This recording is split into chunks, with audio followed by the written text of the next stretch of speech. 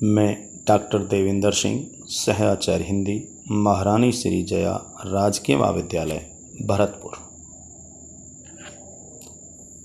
स्नातकोत्तर उत्तरार्ध हिंदी, पंचम प्रश्न पत्र, जयशंकर प्रसाद। व्याख्यान का शीर्षक कामायनी का चिंता सर्ग। प्रिय विद्यार्थियों, यह व्याख्यान उन छात्रों के लिए जिन्होंने पंचम प्रश्न पत्र के रूप में जयशंकर प्रसाद का चुनाव किया है।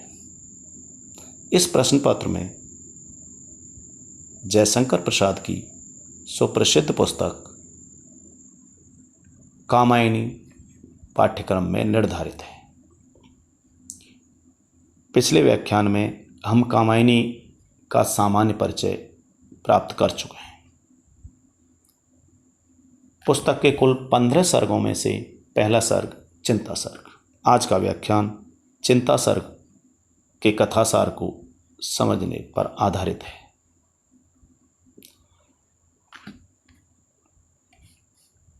चिंता सर्ग के कथासार की बात करें हम तो कहना पड़ेगा कि मानव सृष्टि में जल प्रलय का उल्लेख न केवल भारतीय पौराणिक ग्रंथों में मिलता है, बल्कि इस घटना का उल्लेख प्राय विश्व की सभी प्राचीन ग्रंथों में विभिन्न रूपों में उपलब्ध है। प्रसाद के अनुसार जल प्रलय के बीच महामत्स्य के कारण वह नाव हिमालय तक पहुंचकर बच गई, जिसमें मानव जाति के प्रतिनिधि के रूप में मनु सुरक्षित था। कामायनी के आरंभ या कहें कि कामायनी का आरंभ निम्नलिखित या जयशंकर प्रसाद की इन पंक्तियों के साथ होता है।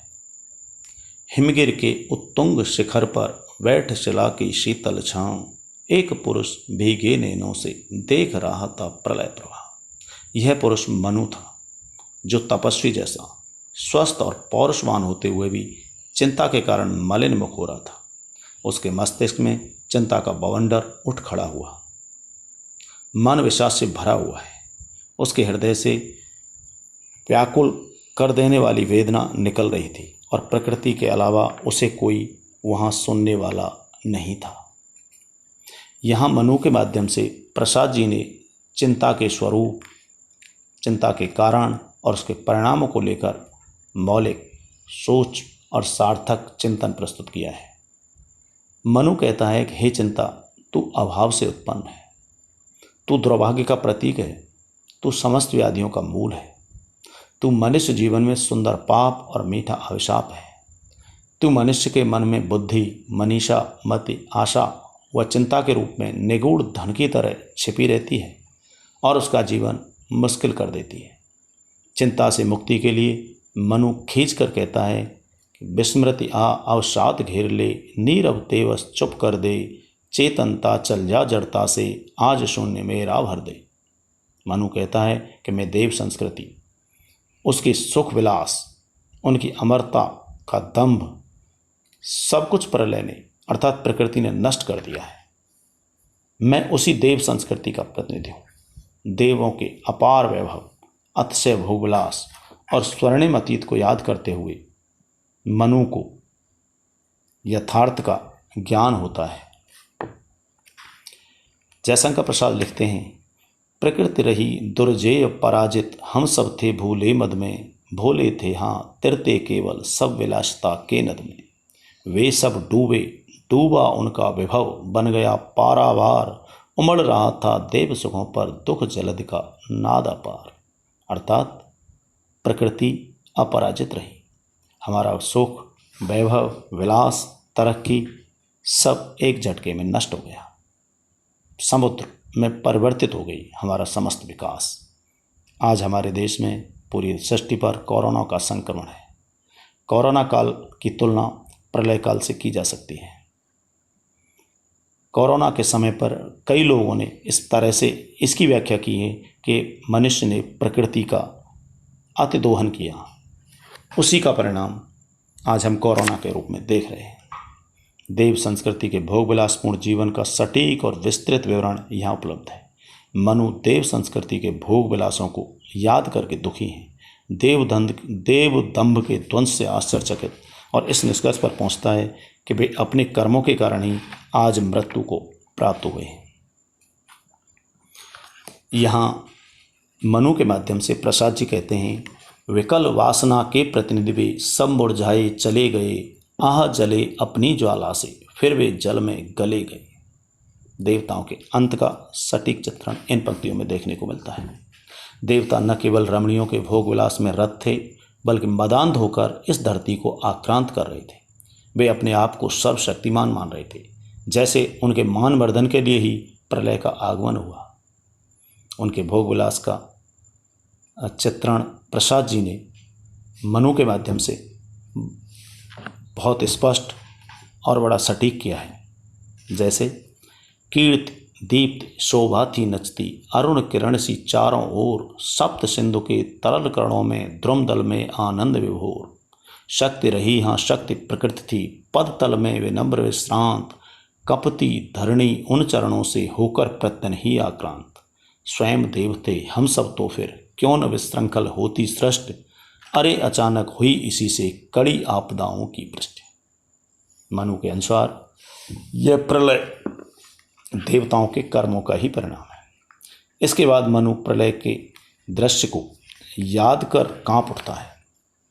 उसने स्वयं अपनी आंखों से अपनी भोग विलास से परिपूर्ण सृष्टि को नष्ट होते देखा है। यहाँ प्रसाद जी ने मनु के माध्यम से प्रलय के भयंकर रूप का चित्रण किया है। वे लिखते हैं, उनको देख कौन रोयायों, अंतरिक्ष में बैठ अधीर, व्यस्त वर्षनी लगा अस्त्रमय, यह प्रालय हलाहल नीर। हाहाकार हुआ क्रंदन में, कठिन कुलिस होते थे चूर, हुए दिगंत वधिर भीषण रब, बार बार होता था क्रूर। पर्वत टूटने लगे, दिशाएं जलने लगी, भयानक झंझावत चलने लगी, सृष्टि को पांचों तत्वों का भैरव मिश्रण हो गया। समुद्र में तूफान आ गया, भूकंप और तांडव होने लगा, धरती जल में कच्छप की तरह डूबने लगी और संपूर्ण सृष्टि का जल में विलय हो गया। उधर डुबाकर अखिल धरा को बस मर्यादाहीन हुआ। प्रलय का यह तांडव नृत्य कब तक चलता रहा, मनु को कुछ भान नहीं। इस तरह प्रलय के दौरान महामत्स्य, जिसे पुराणों में मत्स्य अवतार कहा गया है, की टक्कर से मनु की नाव हिमालय से आ लगती है और उसका जीवन बच गया। लेकिन बचे हुए जीवन से वह प्रसन्न नहीं है। मनु अकेला है। नश्वरता का तांडव नृत्य वह अपनी आंखों से देख चुका है। अब उसके जीवन में कोई आकर्षण शेष नहीं है, इसलिए उसे अपना जीवन अभिशाप लग रहा है। अब वह अमरता को छोड़ मृत्यु की आकांक्षा करने लगा है, क्योंकि सृष्टि में अमरता नहीं, मृत्यु ही परम सत्य है। संसार की नश्वरता और मृत्यु के सत्य को भी प्रसाद जी की छायावाद शैली में विभिन्न प्रतीकों और उपमाओं के माध्यम से कलात्मक रूप से हमारे सामने रखा है, जो मनु की मन दशा का बड़ा ही स्वाभाविक चित्रण करती है। जैसे मृत्यु अरे चिर निद्रे, तेरा अंक हिमानी सा शीतल, तू अनंत में लहर बनाती, काल जलद की सी हलचल। अंधकार की अट्टाहसी मुखरित सतत चिरंतन सत्य, छिपी सृष्टि के कण कण में तू यह सुंदर रहस्य नृत्य। जीवन तेरा क्षुद्र अंश है, व्यक्त नील घन माला में, सौदामिनी संदेशा सुंदर, क्षणभर रहा उजाला में। अर्थात संपूर्ण सृष्टि में मृत्यु, नश्वरता, क्षणभंगुरता ही सत्य है। जीवन तो क्षणिक है, अंश मात्र है। फिर हम इस पर इतना अहम, इतना अहंकार, इतना दंभ क्यों करते हैं? इसी बात की ओर प्रसाद जी ने यहाँ संकेत किया है। इस तरह चिंता सर्ग, प्रलय, चिंता, मृत्युबोध और देव संस्कृति के भोगी और दंभी जीवन के सूक्ष्म और सार्वग्रहिक चित्रण की दृष्टि से अत्यंत महत्वपूर्ण सर्ग बन गया है।